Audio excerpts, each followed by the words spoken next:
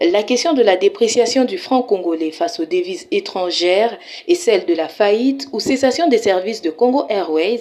faute d'appareils en état de voler, ont poussé le député Iringa Lula Ilunga à déposer au bureau de l'Assemblée nationale, une fois de plus, deux interpellations dont l'une est adressée au ministre des Finances et l'autre au gouverneur de la Banque centrale du Congo. Par rapport à la dépréciation du franc congolais face aux monnaies étrangères, par rapport principalement au dollar,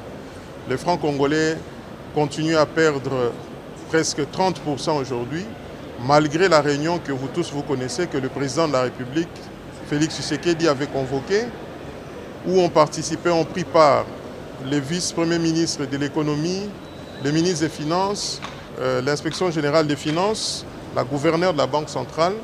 alors que la Constitution et les textes de ce pays donnent le plein pouvoir à la gouverneure pour la politique monétaire. Donc,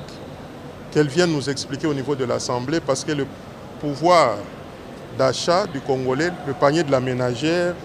vraiment ça ne va plus. Et au niveau du ministre des Finances,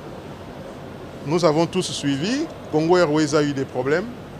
avait besoin de 33 millions de dollars pour sa relance. Ils ont disponibilisé 10 millions, alors que la MIBA, depuis des années, tout le monde sait ce que la MIBA a fait pour ce pays. Il a contribué à l'effort de guerre,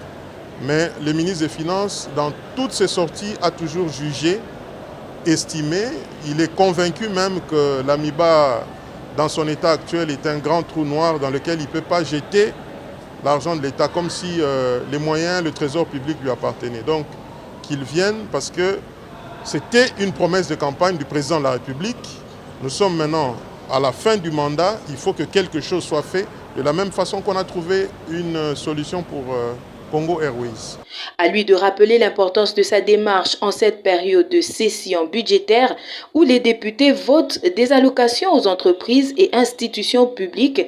d'autant plus que pendant la campagne électorale de 2018, le président de la République avait promis de relancer la MIBA et qui emploie plus de 5000 travailleurs et que cette question fait régulièrement l'objet des préoccupations maintes fois exprimées par la population du Kasaï à chaque passage du chef de l'État dans cette partie du territoire. Le président en 2018, il avait promis qu'il allait relancer la MIBA et à chaque fois qu'il rentre, qu'il retourne en Mbuji-Mayi, il continue à le dire. Mais vous avez le ministre des Finances qui n'a pas dans ses attributs ni dans ses prérogatives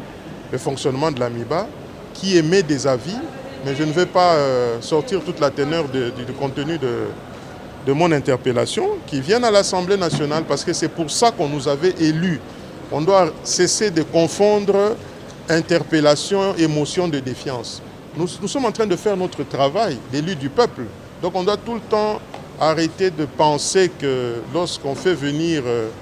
les mandataires, les membres du gouvernement, des services publics, d'établissements publics, on est contre le président ou contre le gouvernement. Non, nous voulons que la situation sociale et économique s'améliore.